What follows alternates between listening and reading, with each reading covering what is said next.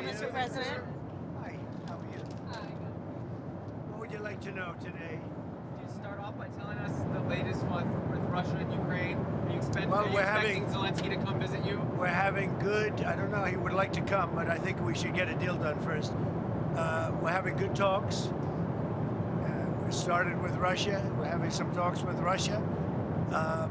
Ukraine is doing well. I think they're pretty happy about it. They'd like to see it end. And we won't know for a little while, but we're making progress. What are the big We sticking? settled 8 wars, and I thought this would be one of the easier ones because of my relationship with President Putin. But this is probably one of the more difficult ones. There's a lot of hatred. Mr. President, you said there were a few points of disagreement that were still left to be. Yeah, a few.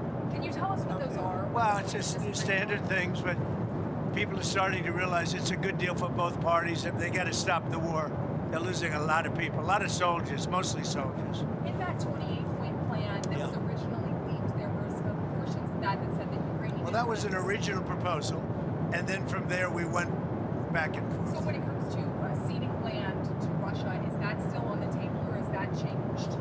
Well, they're talking about going land both ways and trying to clean up a border. You know, you can't go through the middle of a house, you can't go through the middle of a highway. So they're trying to work something. It's a complicated process. Doesn't go that quickly. Do you think What about security guarantees and Ukraine Well, we're joining working NATO? that out with Europe. Europe will be largely involved in that. We're working that out with Europe. And Europe really wants to see it end if possible. there were a lot of Republicans who felt that the first plan, the first 28-point plan, was too favorable to Russia. Have you changed Well, that? that was just a map. All that was is a map. That was not a plan. It was a concept. And from there, they've taken each one of the 28 points, and then you got down to 22 points. A lot of them were solved, and actually very favorably solved. So we'll see what happens. Do you think that Ukraine was being asked to give too much land back to Russia? I know at one point you said they shouldn't have to give any back. It's really up. Look, the way it's going, if you look, it's just moving in one direction. So eventually that's land that over the next couple of months might be gotten by Russia anyway. So do you want to fight and lose another 50, 60,000 people? Or do you want to do something now? In some cases, the land is going in the other direction. So they're negotiating. They're trying to get it done. You want to have a border. You can't have a border that goes through a highway or a border that goes through the middle of a town. So that doesn't work. So it's a long, complicated process. And very sad because so many people are being killed. What's the next step? They're going to keep talking. They're talking to Russia now. Steve Witkoff is going over, maybe with Jared. I'm not sure about Jared going, but he's involved in the process. Smart guy, and they're going to be meeting with President Putin, I believe, next week in Moscow. Next week in Moscow? I think so, yes. What kinds of concessions are the Russians going to have to make? Well, they're making concessions. Their big concession is they stop fighting and they don't take any more land. Again, it's a war that would have never happened if I was president. This was not anything that was going to happen. This happened because of stupidity. It's too bad. Mr. President. So if Witkoff is going to Russia next week, does that mean that Thanksgiving deadline doesn't stand anymore for Ukraine to agree to this? We're going to see what happens. They set up a date, and the date is going to be sometime in the very near future. Do you have a new deadline for a deal to be reached? No, I don't have a deadline. You know what the deadline for me is? When it's over. Have you And I think everybody's tired of fighting at this moment. Mr. President. They're losing too many people. Have you heard this audio that Bloomberg has of Witkoff coaching the Russians on how to appeal to you? Well, I haven't heard it, no, but that's a standard thing, you know, because he's got to sell this to Ukraine. He's got to sell Ukraine to Russia. That's what a deal maker does. You got to say, look, they want this. You've got to convince them with this. You know, that's a very standard form of negotiation. I haven't heard it, but I heard it was standard negotiation. And I would imagine he's saying the same thing to Ukraine, because each party has to give and take. So you're not worried that he's too pro-Russian? No, I think, look, this war could go on for years, and Russia's got a lot more people, got a lot more soldiers, you know. So I think if Ukraine can make a deal, it's a good thing. I think it's great for both. Frankly, I think it's great for both. But Ukraine's got it's much smaller. It's a much smaller group of people.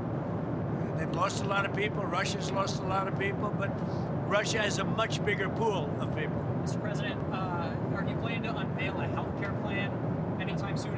Well, we're looking at different alternatives. I mean, I like my plan the best. Don't give any money to the insurance companies. Give it to the people directly. Let them go out and buy their own health care plan. And we're looking at that. If that can work, we're looking at that. That's sort of taken off. That's what I like. Don't give the money to the insurance companies. They go out and buy their own plan. You give the money to the people. I like it the best. Are you planning to extend those subsidies? I'd rather not.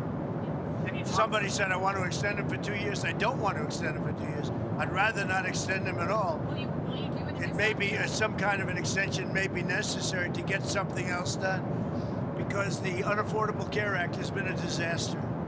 It's a disaster. And I said it was when it first got put in. Unfortunately, we lost a couple of Republican votes, and the Democrats voted for it. It's a Democrat plan.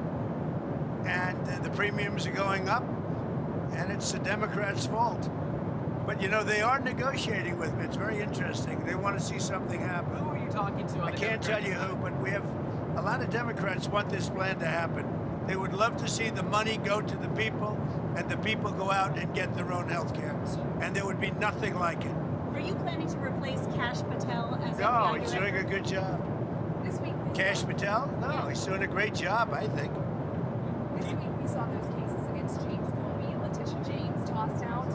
Do you still have faith in Lindsay Halligan? Oh, she's great. I think she's great. They got out on a technicality, and you'll see what happens from here on. But if you look at the actual charges, I think anybody that looks at it very fairly would say, boy, are they guilty.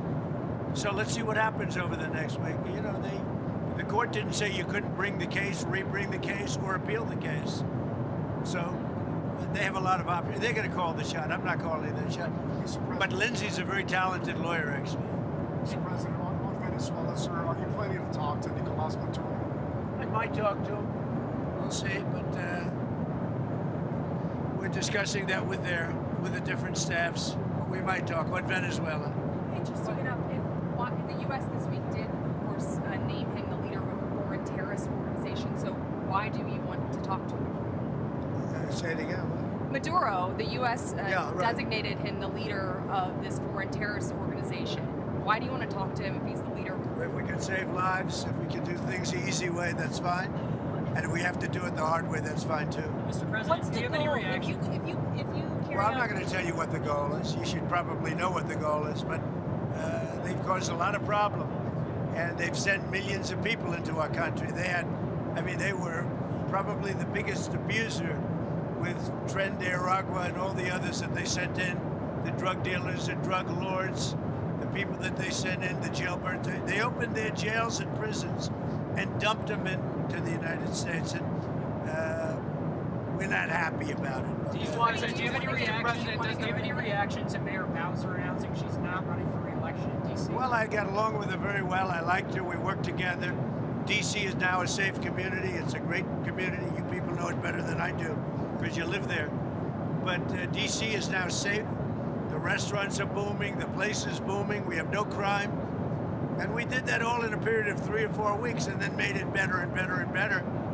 And now we're setting new records. I mean, literally, it's as safe as there is anywhere in the country now. And if you go back a year, it was a very unsafe place. Before I got here, D.C. was a very unsafe. And it's our capital. We have to make it safe. We're doing really well in Memphis, Tennessee, and we're doing well in other places. The one that is really troubling is what's happening in Chicago. The crime, it's a potentially great city again, but the governor has totally lost control. That's where you had the young lady burned. That's where you had a lot of killings over the last very short period of time, killings. The governor has totally lost control of the state, and the mayor is grossly incompetent. How was your call with the Japanese Prime Minister? Great, it was great. I had a great talk. I have a very good relationship with her. I also had a very good talk with President Xi of China, and I think that part of the world is doing fine. Can you tell us about the content of your talks? Mostly trade. Trade. I spoke to President Xi about a lot of things, but trade and buying our farm products, and he said he agreed with me. I think he's gonna very much surprise you on the upside. I asked him, I'd like you to buy it a little faster. I'd like you to buy more, and he's more or less agreed to do that. I think we will be pleasantly surprised by the actions of President Xi. I have a good relationship, great relationship with him. I like him, he likes me. I'm going to be going there in April. I guess you'll all be going with me, but I'm going to be going to China in April. With Japan, likewise, I just came back from Japan, and we have a great relationship. The new Prime Minister, myself, she's very smart, she's very strong, and she's going to be a great leader. Thank you very much, everybody. Mr. President, what are you most thankful for in your first